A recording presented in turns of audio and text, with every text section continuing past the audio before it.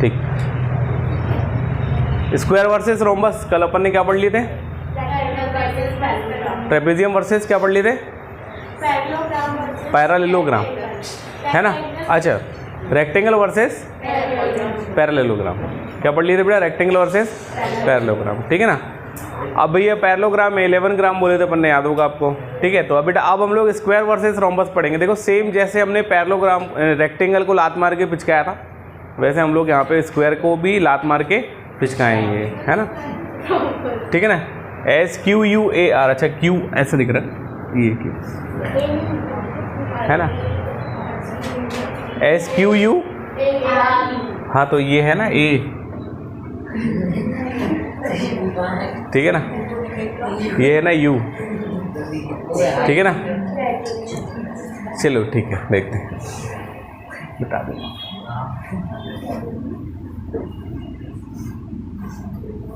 ठीक है, स्क्वायर, ठीक है। अब ठीक है, अब ठीक है ना। हाँ देखो बेटा, अब हम लोग क्या पढ़ेंगे बेटा? स्क्वायर वर्सेस रोम्बस, ठीक है ना। स्क्वायर वर्सेस रोम्बस में देखो हम लोग ने कल रेक्टेंगल वर्सेस पैरेललोग्राम देखा था, है ना। उसमें हम लोग कुछ ने मतलब प्रॉपर्टीज़ के बारे में डिस्कस किए थे बेटा।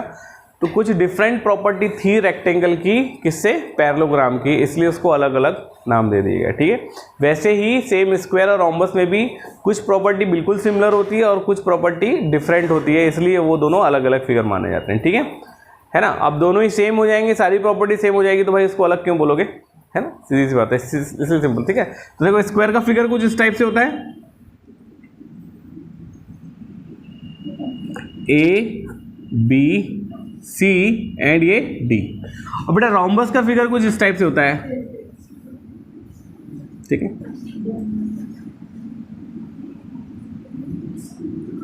बर्फी जैसे, ठीक है ना। बस याद रखेंगे कि एक मिनट, थोड़ा सा अलग, बर्फी भी नहीं बोलते हैं अपन, इसको काजू कतरी बोल देते हैं, थोड़ा tasty, this is my favourite, you know. यदि तुमको मेरे को कुछ खिलाना हो तो तुम लोग काजू कतरी खिला सकते हैं, ठीक है ना। ये ऑकले चॉकलेट से क्या मैं पिघलता नहीं हूँ, हाँ ठीक है, हाँ ठीक है। आगे देखें, सबसे पहले देखो स्क्वायर और रोम्बस, ठीक है बेटा। सबसे पहली प्रॉपर्टी दोनों में देखते हैं, दोनों की साइड सिमिलरिटीज में बात करें, है ना, दोनों की साइड इक्वल होती है, दोनों की चारों साइड क्या होती है, मतलब स्क्वायर की भी all sides are equal to each other, मतलब सभी साइड एक दूसरे के इक्वल होती है। लेकिन रेक्टेंगल में क्या होता था बेटा? अपोजिट साइड ही इक्वल होती थी। इसमें सभी साइड क्या होती है? इक्वल होती है, रेक्टेंगल में भी और रोम्बस में भी, ठीक है। तो हम लोग यहाँ पे पहली प्रॉपर्टी के फॉर्म में इसमें लिख सकते हैं, AB is equals to BC is equals to CD is equals to DA is equals to मान लेते हैं X, ठीक है ना। सेम एज रोम्बस में भी होगा, ठीक है। तो इसकी चारों साइड एक दूसरे के इक्वल, दोनों रोम्बस। तो ये इसकी सिमिलरिटीज होगी बेटा, जो प्रॉपर्टी इसमें वो प्रॉपर्टी उसमें होगी, ठीक है। फिर दूसरा हम लोग क्या देखते हैं कि, हाँ ठीक है, दूसरी प्रॉपर्टी हम लोग देखते हैं बेटा कि अपोजिट साइड पैरेलल है। तो AB is parallel to CD and AD is parallel to क्या बेटा? BC, ठीक है ना। AD is parallel to BC, ठीक। सेम यही चीज यहां चलेगी बेटा, इसकी भी अपोजिट साइड क्या होती है? पैरेलल होती है। इसकी भी अपोजिट साइड क्या होती है? पैरेलल, ठीक। ये दूसरी प्रॉपर्टी सिमिलरिटीज है। डिफरेंसेस को मैं अलग अलग लिख दूंगा, ठीक है ना, डिफरेंसेस को मैं अलग अलग लिखूँ, ठीक है, ठीक है। इसके बाद देखो बेटा, अब डिफरेंसेस अलग अलग, ठीक है ना।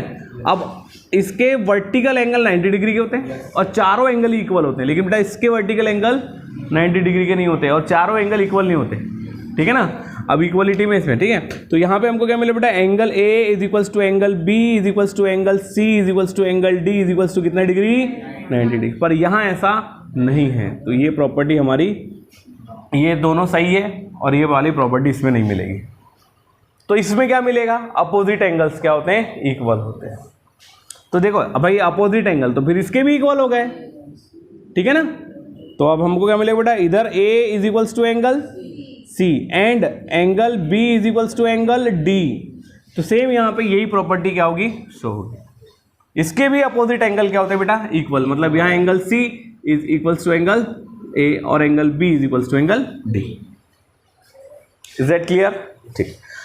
अब ठीक है, इनके एडजेसेंट एंगल का सम 180 होता है, इनके भी एडजेसेंट एंगल का सम 180 होता है। मतलब मैं यदि लिखूं कि angle A plus angle B is equals to angle B plus angle C is equals to angle C plus angle D। देखो एडजेसेंट एंगल हमने कल पढ़ा था कि किसको बोलते हैं, आजू बाजू वाले, ठीक है ना, किसको पढ़ते बेटा, आजू। तो A plus B, B plus C, C plus D and D plus A is equals to 180 degree. यहां भी यही चीज होती है सर, इसके भी एडजेसेंट एंगल का सम हमेशा क्या होगा, तभी तो अपोजिट साइड क्या बनेगी, पैरेलल बनेगी भैया, अदरवाइज नहीं बन सकती। ठीक है ना बेटा। अब आगे, ठीक है, अब इसके बाद भाई कौन सी और चीज बच गई, डायगोनल। ठीक है, इसके डायगोनल बाइसेक्ट करते हैं, इसके भी डायगोनल बाइसेक्ट करते हैं, है ना, लेकिन स्क्वायर के डायगोनल इक्वली बाइसेक्ट करते हैं। और ठीक, तो इसके लिए क्या जरूरी होता है बेटा, देखो इक्वली बाइसेक्ट होने के लिए जरूरी होता है कि लाइन सेगमेंट इक्वल हो। अपन ने कल बात की, तो यदि स्क्वायर के डायगोनल इक्वली बाइसेक्ट करते हैं, इसका मतलब यह है कि स्क्वायर के डायगोनल भी इक्वल होंगे। ठीक है, तो यहां पे हम लोग ये मानेंगे कि स्क्वायर के डायगोनल इक्वल होते हैं, इसलिए इक्वली बाइसेक्ट करते हैं, और रोम्बस के डायगोनल इक्वल नहीं होते हैं, इसलिए केवल बाइसेक्ट करते हैं। केवल क्या करते हैं, बाइसेक्ट करते हैं। ठीक है ना। तो अब देखो इक्वली बाइसेक्ट होना क्या होगा, जैसे मैंने देखो बेटा यहाँ लिखा बेटा BD एक डायगोनल हो जाएगा और AC दूसरा डायगोनल हो जाएगा, और ये मान लेते हैं कि O है, क्या मान लेते हैं, O। ठीक है, समझ में आ गया, ये मान लेते क्या, O। ठीक है, तो यहां पर सीधी सीधी बात है, तो यहां पर देखो OA, OB, OC और OD, ये चारों ही पार्ट जो किसके पार्ट है बेटा, डायगोनल के पार्ट है। किसके पार्ट है बेटा, डायगोनल। ये चारों ही पार्ट इक्वल माने जाते हैं। क्या माने जाते हैं, इक्वल माने जाते हैं। आगे समझ में, क्या आपको क्लियर है पूरी तरह? ठीक, ये चारों ही पार्ट इक्वल माने जाते हैं। अब आगे देखते हैं। ठीक है, अब इसके बाद क्या, यहां पे यही चीज अब इधर देखते हैं। ठीक है, तो अब देखो इसका डायगोनल मैंने क्या खींचा है, AC, और इसका दूसरा डायगोनल क्या ड्रॉन किया बेटा, ये O पे। ठीक है ना।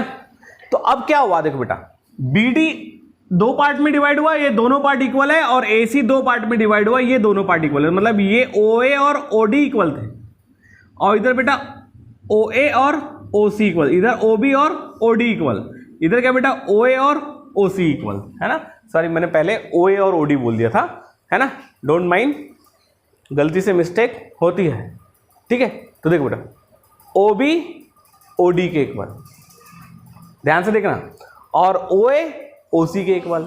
क्या OD OA के इक्वल है, नहीं है। तो यहां पर क्या हुआ बेटा, एक ने दूसरे को बाइसेक्ट किया, दूसरे ने पहले को बाइसेक्ट कर दिया। ठीक है ना। यहां पे क्या हो रहा है, यहां पे भी वही ऑपरेशन हो रहा है, लेकिन बाद में रिजल्ट क्या मिल रहा है कि बेटा ये जो टुकड़े हैं ये चारों, भाई AC दो पार्ट में डिवाइड हो गया और BD क्या हो गया, दो पार्ट में, ये चारों ही पार्ट क्या हो गया, इक्वल। लेकिन यहां ऐसा नहीं है, इसलिए यहां केवल डायगोनल है। हम लोग बोलते हैं इसलिए diagonal are bisect each other. किसके, रोम्बस के। किसके, ठीक है, और इसके क्या बेटा, diagonal are equally bisect each other. समझ में आया ना, ये केस था। ठीक है, समझ में आ गया। तो ये इसके डायगोनल इक्वली बाइसेक्ट करते हैं, इसके डायगोनल केवल बाइसेक्ट करते हैं।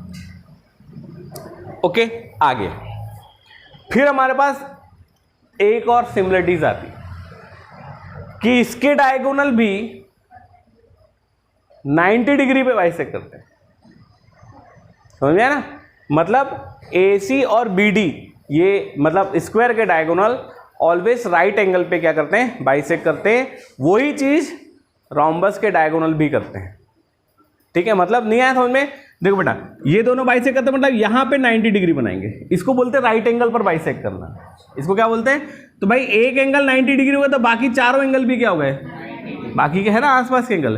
तो वैसे बेटा यहाँ ये 90 तो इसका वर्टिकली अपोजिट ये और ये, समझ में आएगा ना। तो हमारे पास एक प्रॉपर्टी ये सिमिलरिटीज होती है कि स्क्वायर के डायगोनल भी राइट एंगल पे बाइसेक्ट करते हैं और रोम्बस के डायगोनल भी राइट एंगल पे बाइसेक्ट करते हैं। या इसको हम लोग क्या बोल सकते हैं कि स्क्वायर के डायगोनल म्यूचुअली परपेंडिकुलर होते हैं, रोम्बस के डायगोनल म्यूचुअली परपेंडिकुलर होते हैं। ये बोल सकते हो कि रोम्बस का एक डायगोनल मतलब रोम्बस के डायगोनल एक दूसरे के परपेंडिकुलर बाइसेक्टर होते हैं। मैंने आपको ट्राइंगल में बताया था what is the perpendicular bisector.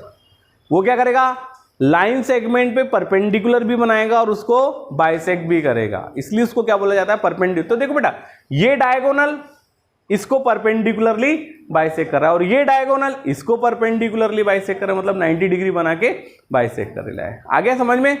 ठीक है। तो एट द एंड ये है कि कुछ सिमिलरिटी स्क्वायर में थी और कुछ सिमिलरिटी रोम्बस में थी।